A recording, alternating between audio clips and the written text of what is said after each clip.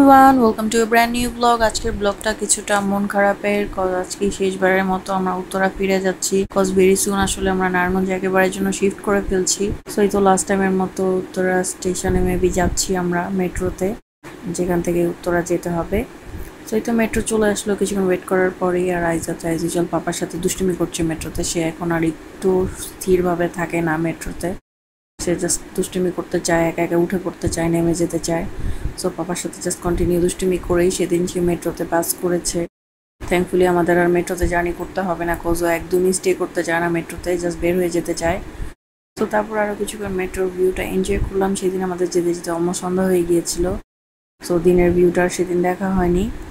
So এই তো যেতে যেতে উত্তরার মোটামুটি কাছাকাছি চলে এসেছি। কজ উত্তরার আশেপাশে অনেক সুন্দর সুন্দর পার্ক আছে, সেগুলো দেখতে পাচ্ছিলাম আসলে বাইরে থেকে। সো দেখতে দেখতেই মোটামুটি আমাদের জার্নি এখন এন্ড হয়ে গেল।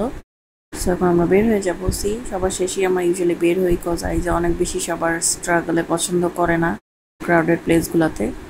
সো সবাই চলে যাওয়ার পর এখন আমরা ফাইনালি স্লেটার দিয়ে নামবো। আর আইজা তো এখন একা একা নামা পছন্দ করে। সো পাপা জাস্ট হাত ধরে একা একা নেমে যাচ্ছিল আইজার সাথে। সো আমি আসলে সেই দিনের প্রত্যেকটা মোমেন্টই অনেক বেশি এনজয় মনে রাখার জন্য ছোটো ছোটো ক্লিপ করছিলাম। একটা ভাইয়া আবার আইজাকে হাত ধরে নামিয়ে দিল যেন নামতে ইজি হয়। আর বের হয়ে দেখলাম খুব বেশি বৃষ্টি, একদমই বুঝতে পারিনি আমরা।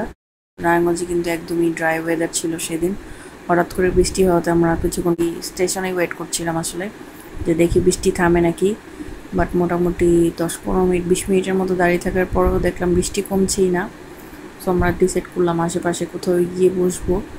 সো বাইরের দিকে বললাম আর একটু চলো গিয়ে দেখে আসি কী অবস্থা। আর বাইরে এসে দেখলাম মেট্রোর সামনেই সুন্দর একটা ফুড কোর্ট হয়েছে। দূরের থেকে দেখতে ভালোই লাগছিল। ডিজাইনটা একটু ইউনিক ছিল। সো এখানে নামতে নামতে আবার আরেকটা বেবির সাথে আমাদের কথা হচ্ছিল।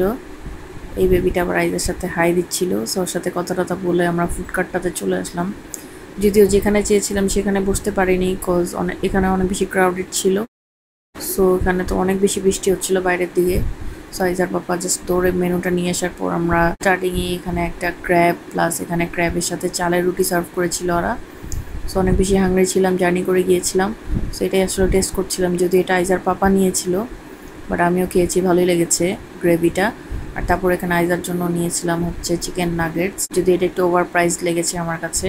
পার পিস 30 অলমোস্ট করেছিল, মানে জাস্ট 4 পিসের প্রাইসই 120 ছিল। সো এটা চাইলে একটু কম প্রাইসে রাখা যেত। আর আমার জন্য এখানে একটা হোয়াইট সস পাস্তা অর্ডার করেছিলাম, এটা একটু পরে টেস্ট করছি, যেটা এখন এখানে আমরা গ্রেভি আর প্রনগুলো ট্রাই করছিলাম। সো আইজার পাপা খুব সুন্দর করে শিলটা আমাকে খুলে দিয়েছিল। সো ভালোই লেগেছে আসলে সেদিন সেটা খেতে। So it's time to try my পাস্তাটার থেকে খুব একটা এক্সপেকটেশন ছিল না, বাট মুখে দেওয়ার পর দেখলাম এটা আসলেই মানি অর্দি ছিল। প্রাইসটাও খুব বেশি একটা মনে হয়নি আমার কাছে। সো টেস্ট অনুযায়ী খুবই মজা লেগেছে আসলে। সো তারপর আবার এখানে একটা বিড়াল ঘোরাঘুরি করছিল। আইজার তো বিড়াল অনেক বেশি পছন্দ। সে আবার বিড়ালকে একটু একটু করে ব্রেড আর রুটি আর কাঁকড়ার যে শেলগুলো সেগুলো দিচ্ছিল। সো তারপর আবার আইজার পাপা গিয়ে একটু চা অর্ডার করে দিয়ে আসলো, যেহেতু এখনও বৃষ্টি কমেনি আর আমাদের খাওয়া দাওয়া মোটামুটি শেষ।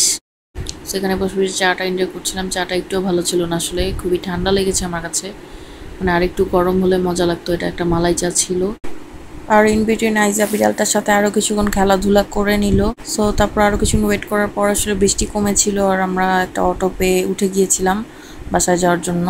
সো আজকের ব্লগটা এই পর্যন্তই ছিল। হোপফুলি উত্তরার আর কিছু ব্লগে নেক্সটে দেখা হবে। আল্লাহ হাফেজ।